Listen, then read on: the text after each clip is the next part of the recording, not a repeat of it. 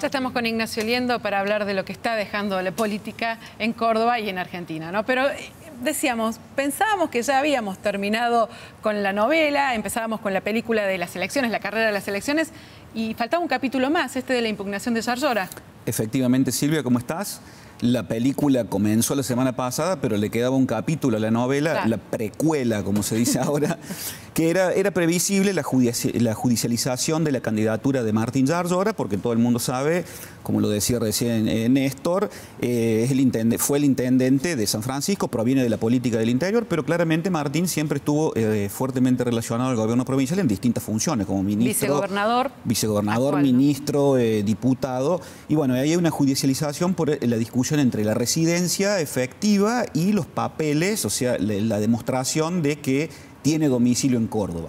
En la Junta Electoral Municipal lo ha impugnado a instancias de la presentación que hacen por una parte Negri, por otra parte Negri juez y por otra parte Mestre, y sin duda... De hecho no está claro, todo en el padrón. Claro, exactamente, vota allá en San Francisco, como decía recién Cid, pero seguramente irá a una segunda instancia, que es la Junta Electoral Provincial, y si llegara allí a haber una desaveniencia, seguramente irá hasta el Tribunal Superior. Pero está claramente está muy claro que la ex Unión por Córdoba, ahora Hacemos por Córdoba, ha definido claramente que la candidatura es la de Yarlora, porque es el dirigente que tiene mayor representación, mayor intención de voto, y van a apostar fuertemente a eso. Si hubiera alguna complicación, sería Passerini quien ocuparía su lugar, porque las listas están inscritas, Daniel Passerini, que es el candidato a viceintendente y que es el hombre fuerte, fue el hombre fuerte de la Sota, ¿no?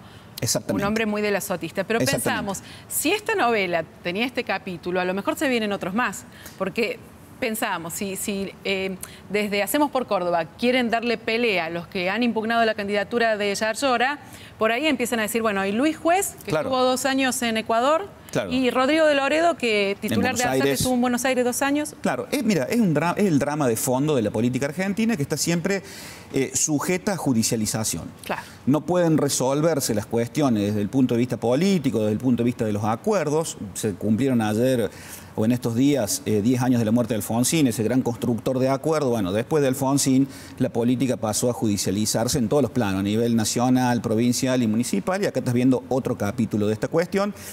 El gobernador sabía de esto desde el primer momento en que deciden que sea Martín Yarlora, pero está dispuesto a pagar el desgaste en aras de que Yarlora es el mejor candidato, con lo cual muy probablemente en el Tribunal Electoral Provincial se decida a favor de la candidatura de Yarlora, ¿no? O sea que también están en gran medida, así como está judicializada la política, están politizados en alguna manera los órganos electorales, entonces la disputa gonal de la política está en ambos espacios, ¿no? En la política y en la justicia, y de ahí se va y viene. Pero bueno, nosotros tenemos siempre otro capítulo de la novela que nunca termina. Pero fíjate, mientras pasa todo esto, nadie habla de propuestas, ¿no? O sea, todo el mundo está hablando del lugar que va a ocupar, de si impugnan o no la candidatura, y propuestas nada. Por el momento no hay propuestas integrales para la ciudad.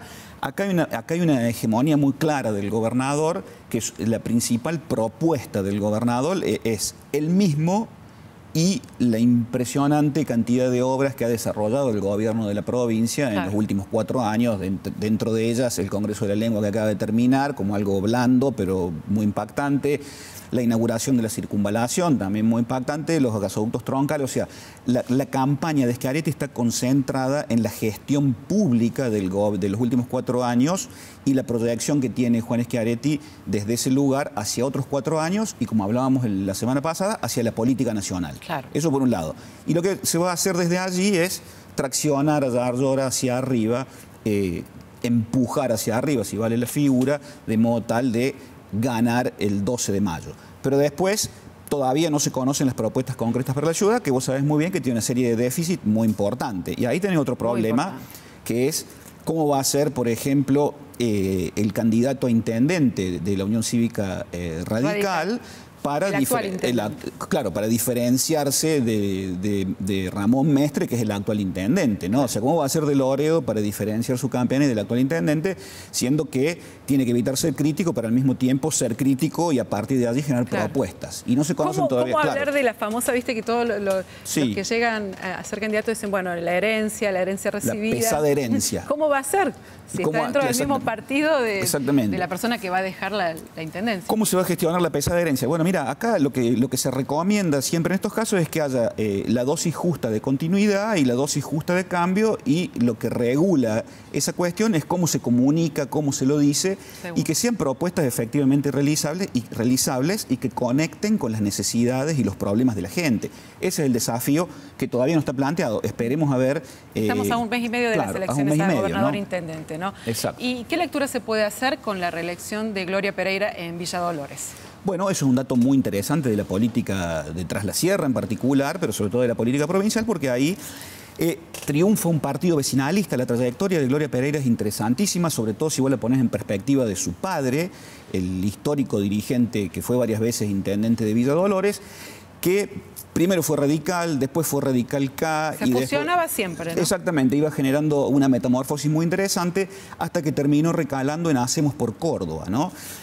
Y lo que ocurre, la ex Unión por Córdoba, ahora Hacemos por Córdoba. Lo que ocurrió ayer es que un movimiento vecinal con fragmentos de aquel movimiento original del padre Gloria Pereira, más fragmentos de la UCR, más ciertos sectores de Cambiemos, recordemos que esta señora estuvo en Cambiemos y después se salió, triunfan por 351 votos, nada, sobre un padrón de 9.000 o sobre 9.000 votos, triunfa por 351 votos sobre Vidal, que es la candidata de Hacemos por Córdoba, que es o sea, la candidata del hombre fuerte del schiarettismo, del ex del azotismo, que es Oscar González en Tras la Sierra. Entonces ahí se hace una lectura política que, si bien tiene un impacto local, también tiene un impacto provincial, y pone a las claras que va a encontrar pelea Hacemos por Córdoba en distintos sectores de la provincia. Por eso, más allá del triunfalismo de las encuestas, el gobernador Schiaretti, consciente de esta situación, hace que su tropa frene ese triunfalismo y dice, bueno, vamos a pelear territorio por territorio, vamos a pelear sin triunfalismo. Cautos. Claro, y como se dice en criollo, sin contar los terneros antes de que nazca, por más que los números no sean favorables, ¿no? Donde fue holgado el resultado fue en San Juan, en las PASO de San Juan, donde Sergio Uñac tuvo un gran resultado, que es el hombre fuerte también de Alternativa Federal, uno de los que representa Alternativa Federal. Me imagino que Labaña ya estará contando estos resultados, aunque sea de las PASO, importante, ¿no? Claro, sí, seguramente se prendió el radar de Labaña en la figura de Uñac. Recordemos que lo habíamos charlado contigo aquí, en la Fiesta del Sol, a fines de febrero, principios de marzo, había habido una reunión en la que por primera vez Labaña se presenta, después de su foto en sandalias en Cariló, en soquetes con sandalias, muy pintoresco, se presenta en la Fiesta del Sol, y ahí verdaderamente hace un acto político sosteniendo el espacio de Uñac. Entonces tiene una doble lectura.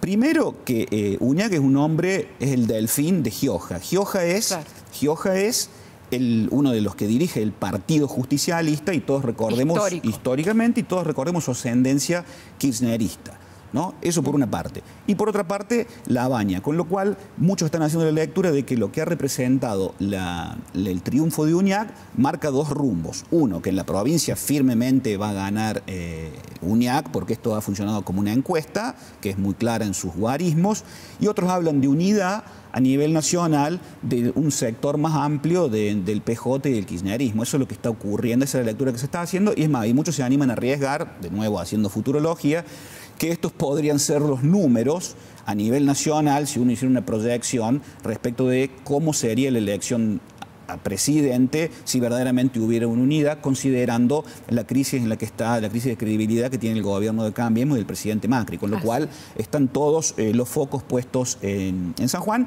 y por supuesto la figura de Uñac como vicepresidenciable o con un rol importante en los gobiernos que vienen, ¿no? Porque es un hombre de en torno a 45 años y tiene la edad justa y una proyección de no menos de 30 años en la política nacional. Ese es otro dato importante, que seguir la figura de Uñac. La película de la política argentina, ¿qué sigue? Nunca termina. Nunca termina. Gracias, Ignacio. Gracias a vos.